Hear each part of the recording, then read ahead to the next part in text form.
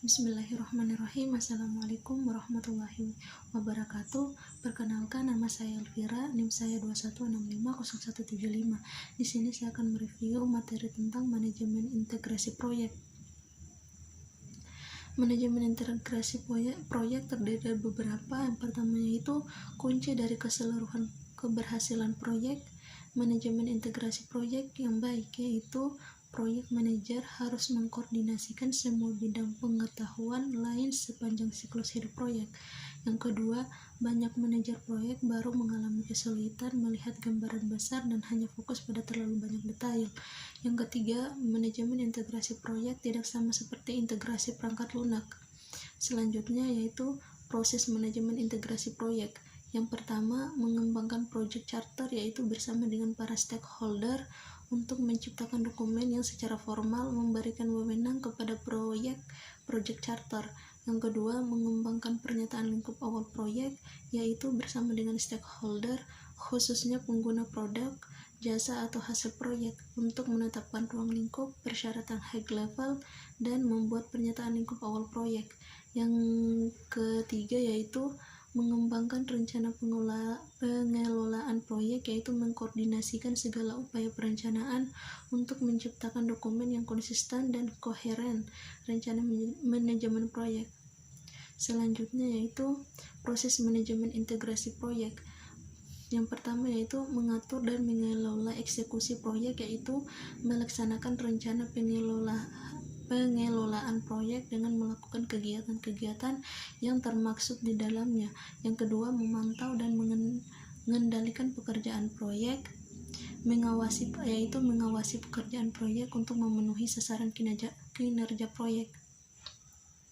Yang ketiga, melaksanakan pengendalian perubahan terpadu yaitu mengkoordinasi perubahan yang mempengaruhi hasil proyek dan aset-aset proses organisasi.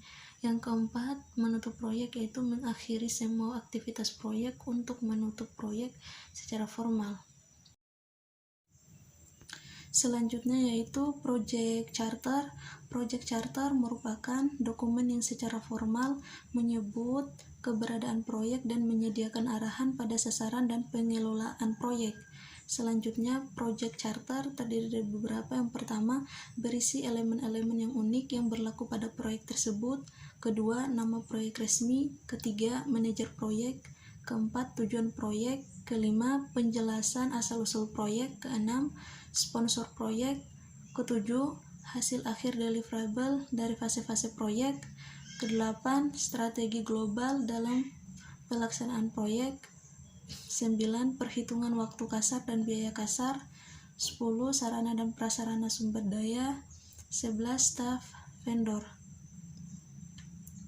Selanjutnya, kegunaan proyek charter. Yang pertama, pendefinisian proyek secara jelas. Yang kedua, mengenali atribut-atribut pada proyek. Ketiga, identifikasi otoritas proyek. Keempat, peran kerja orang-orang utama yang terlibat. Kelima, sebagai fondasi yang menopang jalannya proyek. Selanjutnya, pernyataan lingkup awal. Pernyataan lingkup awal merupakan dokumen yang digunakan untuk mengembangkan dan mengkonfirmasi pemahaman umum dari lingkup proyek. Selanjutnya, rencana manajemen proyek. Rencana manajemen proyek merupakan dokumen yang digunakan untuk mengkoordinasi semua dokumen perencanaan proyek dan memandu eksekusi dan pengendalian proyek. Selanjutnya yaitu atribut rencana proyek. Yang pertama, proyek unik, rencana proyek juga. Yang kedua, rencana haruslah dinamis, fleksibel, diperbaharui ketika perubahan terjadi.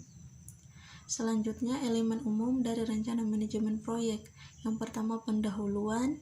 Yang kedua, deskripsi bagaimana proyek diatur. Ketiga, proses-proses manajemen dan teknis yang digunakan dalam proyek. Keempat, pekerjaan yang akan dilakukan, jadwal dan informasi anggaran. Yang selanjutnya, eksekusi proyek. Yang pertama, eksekusi proyek mencakup pengelolaan dan pelaksanaan pekerjaan yang dijelaskan dalam rencana manajemen proyek. Yang kedua, sebagai besar waktu dan biaya biasanya dihabiskan pada tahap eksekusi. Selanjutnya, alat bantu dan teknik eksekusi proyek. Yang pertama, metodologi manajemen proyek, yaitu banyak manajer proyek berpengalaman percaya bahwa cara paling efektif untuk meningkatkan manajemen proyek adalah dengan mengikuti metodologi yang tidak hanya menggambarkan apa yang dilakukan dalam Mampro, tapi bagaimana melakukannya. Yang kedua, sistem informasi manajemen proyek, yaitu ratusan produk perangkat lunak Mampro tersedia di pasaran dan banyak organisasi yang menggunakan sistem manajemen proyek perusahaan yang tangguh yang bisa diakses dari internet. Selanjutnya, memantau dan mengendalikan pekerjaan proyek. Yang pertama, perubahan tak terhindarkan pada sebagian besar proyek sehingga perlu dikembangkan dan diikuti proses untuk memantau dan mengendalikan perubahan. Yang kedua, pemantauan pekerjaan proyek mencakup pengumpulan, pengukuran, dan penyebaran informasi kinerja. Yang ketiga, dua keluaran yang penting, yaitu tindakan korektif dan preventif yang dianjurkan. Selanjutnya yaitu sistem kendali perubahan. Yang pertama, proses formal yang terdokumentasi yang menggambarkan kapan dan bagaimana dokumen dan pekerjaan proyek resmi dapat diubah. Yang kedua, menggambarkan siapa yang berwenang untuk membuat perubahan dan bagaimana membuatnya. Selanjutnya yaitu penutupan proyek. Yang pertama, untuk menutup proyek Anda harus mengakhiri semua aktivitas. Yang kedua, keluaran utamanya yaitu prosedur penutupan administratif. Yang kedua, prosedur penutupan kontrak. Yang ketiga, layanan atau hasil akhir. Yang keempat, asas proses organisasional. Mungkin itu saja yang dapat saya review tentang materi manajemen integrasi proyek. Kalau ada kata-kata yang salah mohon dimaafkan. Akhir kata saya ucapkan wabillahi taufiq wal hidayah. Wassalamualaikum warahmatullahi wabarakatuh.